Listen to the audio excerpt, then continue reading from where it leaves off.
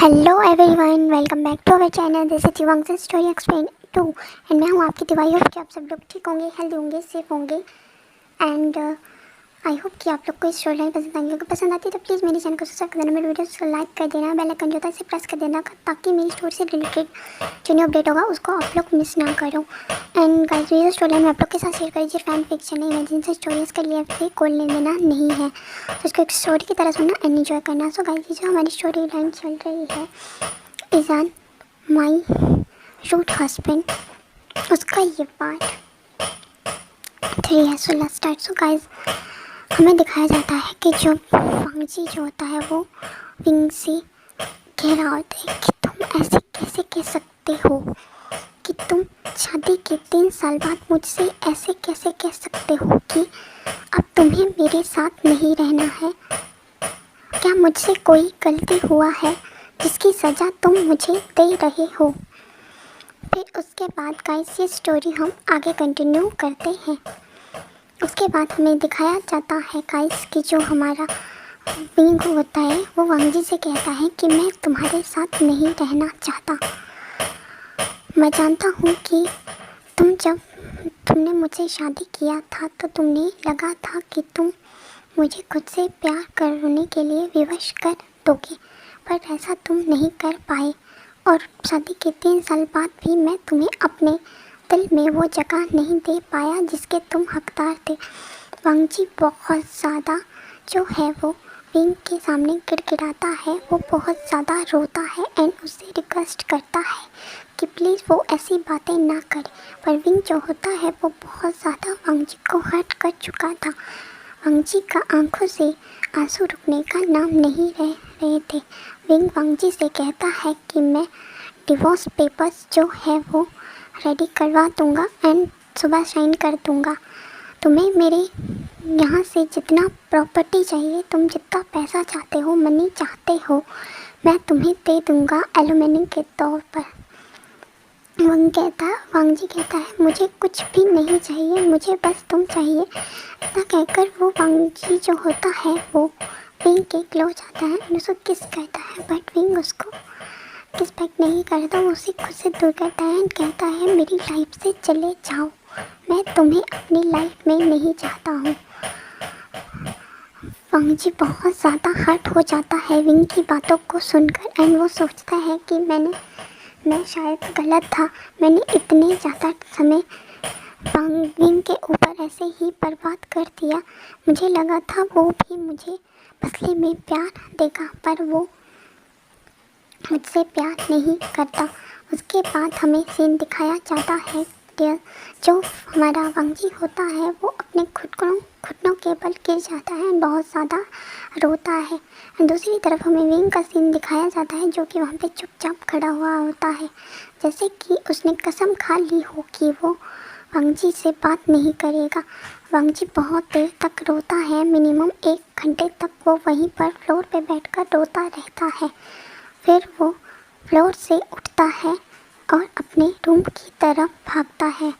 Wing भी देखता है कि वांगजी अपने रूम की तरफ गया है। वांगजी रोते हुए अपने रूम में आता है, अपने बेड पर अपना सूटकेस जो है वो अलमीरा के ऊपर से निकालता है, उसको ओपन करता है एंड अलमारी को खोलकर वो अपने कुछ कपड़े और कुछ पैसे लेता है एंड सूटकेस को पैक करने के बाद वो अपनी रोती हुई आंखों से अपने उस कमरे को देखता है जिसमें उसने 3 साल वांगजी ने जो है वो विंग के साथ बिताए थे। वो उस हर समय को याद करता है जिसमें वो विंग के साथ था और उसने विंग के साथ उस समय को बिताया था। उसके बाद गाइस हमें सीन दिखाया जाता है जो हमारा वांगजी होता है वो अपना सूटकेस लेकर नीचे आता है लॉबी में एंड वो जाते हुए भी विंग की तरफ देख रहा होता है। उसे लगता है कि विंग उसकी तरफ देखेगा, बट विंग उसकी तरफ पीठ खड़े होकर देख रहा होता है। विंग को लगता है कि वांगजी अपने रूम में सोने के लिए गया है, पर विंग को नहीं पता था कि वांगजी घर छोड़कर जा रहा होता है। विंग पीछे मुड़ के देखता है तो वांगजी अपने बैग के साथ जा रहा होता है एंड वो अपनी रोती हुई आंखों से घर के चारों तरफ देख रहा होता है जहाँ उसने अपने 3 साल बिताए होते हैं। एंड वो कहता है कि मैं अपने माँ बाप को क्या जवाब। हेलो। फिर उसके बाद गाइस हमें सीन दिखाया जाता है वांगजी जो होता है वो विंग से कहता है कि मैं अपने माँ बाप को क्या जवाब दूंगा, उनसे क्या कहूँगा। मैंने बिना सोचे समझे तुमसे शादी कर ली, तुम्हें सिर्फ एक बार देखकर शादी के लिए तो तुम भी रेडी थे ना। अब क्या हुआ, मैं अपने माँ बाप को क्या जवाब दूंगा। फिर जो हमारा वांगजी होता है वो रोते रोते जो होता है वो विंग की तरफ देख रहा होता है कि विंग अगर उसे थोड़ा सा भी कहे कि वो रुक जाए तो विंग के कहने पे वांगजी वहाँ पे रुक जाएगा। बट विंग जो होता है वो पत्थर की तरह जमकर वहाँ पे खड़ा होता है। एंड वांगजी जो होता है रोता रोता वहाँ से चला जाता है। बाहर जो होता है गाइस वो बहुत ज़्यादा बारिश हो रहा होता है और वांगजी उसी तरह रोते रोते विंग का पता नहीं क्यों दिल करता है कि वो बालकनी पे जाता है और देखता है कि वांगजी जो था वो किस तरह भरी बारिश में बिना छाते के वो अपना लगेज को लेकर रोते हुए वहाँ से जा रहा होता है। उसका पूरा ड्रेस जो था वो भीग गया होता है। वांगजी रोते रोते जो होता है जब तक वहाँ से ओझल नहीं होता तब तक विंग जो होता है वो ऊपर से बालकनी से देखता रहता है। और फिर वांगजी जो होता है वो जब उसकी आंखों से ओझल हो जाता है तो वहाँ जो हमारा विंग होता है वो अपने रूम के अंदर आता है एंड वो उसके बाद अपने रूम में बैठा होता है। फिर हमें सीन शिफ्ट करके दिखाया तो वांगजी जो होता है वो रोते रोते अपना जो घर होता है उसका लैंड मैंशन वहाँ के डोर तक पहुँचता है। उसने बिना कैब बुक करे वो पूरी बारिश में रात को 1:30 के बाद अपने घर के पास पहुँचता है करीबन 2 बजे। वो जब अपने घर के जो मेन गेट होता है वहाँ का दरवाज़ा नॉक करता है तो उसकी मदर जो होते हैं उन्हें काफ़ी देर से डोर को नॉक करने का वॉइस आता है तो उसकी मदर उस दरवाजे को खोलने के लिए जाती हैं। एंड जब वो दरवाज़ा खोलती हैं तो वो देखकर शॉक हो जाते हैं क्योंकि दरवाजे के बाहर वांगजी खड़ा हुआ था जो कि पूरी तरह से भीगा हुआ था और वो उसकी आंखें जो थी वो रो रो कर लाल हो गई थी। वांगजी की मदर उससे कहती हैं बेटा क्या हुआ तुम्हें। तो वांगजी कहता है कुछ भी नहीं। उसकी मदर कहती है तुम्हारी आंखें बता रही हैं कि बेटा कुछ तो हुआ है।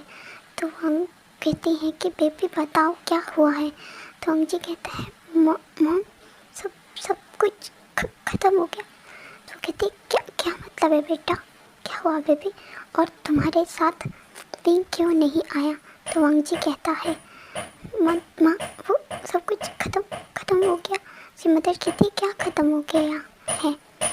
तो वांगजी कहता है मेरा और उसका रिश्ता टूट गया, उसने मुझे छोड़ दिया मदर। उसकी मदर इतना कह के वांगजी जो था वो फूट कर वहाँ पर रोने लगता है। उसकी मदर उसे जो है वो अपने सीने से लगा लेती हैं उसी तरह से भीगे हुए शरीर के साथ और वांगजी उनकी आर्म्स में जो है वो अनकॉन्शियस हो जाता है। उसके बाद वांगजी की मदर सभी को घर पे बुलाती हैं और वो समझ जाती हैं कि वांगजी के साथ कुछ ना कुछ गलत हुआ है और वांगजी और विंग का रिश्ता अब टूट चुका है। उन्होंने बहुत ही ज़्यादा प्यार से वांगजी को पाला था और बहुत ज़्यादा खुशी के साथ वांगजी को विंग के साथ अपने घर से विदा किया था। उन्होंने कभी भी नहीं सोचा था कि उनके बेटे के साथ ऐसा होगा। फिर उसके बाद गाइस हमें सीन दिखाया जाता है वांगजी की मदर जो है वो घर पे सभी को बुलाती है इंक्लूडिंग वांगजी के फादर, उसके अंकल, उसका brother and brother in law जो कि विंग का कज़न है, जो कि उसके वांगजी के ब्रदर लैन शिजेंट का ब्रदर मतलब उनका बेटर हाफ है, उनका हस्बैंड। तो वो सभी जब नीचे आते हैं तो वो वांगजी की ऐसी हालत देखकर सभी लोग जो हैं वो हैरान रह जाते हैं। वो देखते हैं कि वांगजी अपनी मदर की जो आर्म्स हैं उनमें अनकॉन्शियस पड़ा है। सभी लोग जो थे बहुत ज़्यादा टेंस्ड हो जाते हैं और जो हमारा जंक्शन होता है उसे भी डाउट होता है अपने ब्रदर पर कि शायद विंग ने ही कोई गड़बड़ की है और वांगजी की हालत ऐसी उसी की वजह से हुई है। तो जो हमारा वांगजी होता है उसको लैन सिचेन अपने आर्म्स में लेके उसके रूम तक ले जाते हैं। फिर वो सभी लोग रूम से बाहर चले जाते हैं। वांगजी की मदर उसके क्लॉथ्स को चेंज करती हैं एंड उसे न्यू जो क्लॉथ्स होते हैं ड्राई क्लॉथ वो पहनाते हैं। उसके बाद वो वांगजी को वहीं पे अच्छे से ब्लैंकेट से कवर करके वहीं पे सुला देती हैं। फिर पूरे परिवार का डिस्कशन हमें दिखाया जाता है। सभी लोग पैनिक कर रहे होते हैं। हमारा लैन सिचेन जो होते हैं वो अपने लिटिल ब्रदर वांगजी के लिए बहुत ज़्यादा डरे हुए होते हैं। उन्हें समझ नहीं आ रहा होता है। वो अपनी मदर लैन ही से पूछते हैं कि मदर क्या हुआ है वांगजी के साथ। तो उसकी मदर कहती हैं कि जो वांगजी है उसके हस्बैंड ने उसको छोड़ दिया है और बाकी की बात उन्हें नहीं पता है। उन्हें सिर्फ इतना पता है कि विंग ने वांगजी को डिवोर्स देने का फैसला किया है, इसलिए वांगजी अपने घर वापस आ गया है। लैन सिचेन बहुत गुस्से में होते हैं पर जंक्शन उन्हें रोकने की कोशिश करता है एंड कहता है कि पहले हमें ब्रदर इन लॉ वांगजी से बात करना चाहिए, उसके बाद ही हम आगे का कुछ डिसीजन ले सकते हैं। उसके बाद गाइस हमें सीन शिफ्ट करके जो है वो हमारे ब्लैक लोटस मैंशन का सीन दिखाया जाता है, जहाँ पर विंग जो होता है वो सिगरेट फूंक रहा होता है और उसके दिल में बहुत ज़्यादा बेचैनी हो रही होती है। और उसके बाद जो हमारा विंग होता है वो उठकर वो वांगजी को आवाज़ लगाता है एंड कहता है कि वांगजी मेरे लिए एक चाय का कप ला दो, क्योंकि विंग की आदत है कि वो चाय और जो सिगरेट है वो एक साथ पीता है। काफ़ी देर तक आंसर ना आने के बाद जब वो रूम में देखता तो वहाँ कोई नहीं होता। फिर उसे याद आता है कि वांगजी जो है वो घर छोड़कर जा चुका है और उसकी लाइफ से भी वो दूर जा चुका है। विंग को आदत पड़ गई थी वांगजी के हाथों से चाय पीने की और घर का सारा काम वांगजी ने खुद संभाला हुआ था। इससे बाद वांगजी जो विंग होता है वो अपना सिगरेट पूरा पीकर फेंक देता है। उसके बाद वो सो जाता है। दूसरी तरफ हमें लैन मैंशन का सीन दिखाया जाता है, जहाँ पर मॉर्निंग होता है।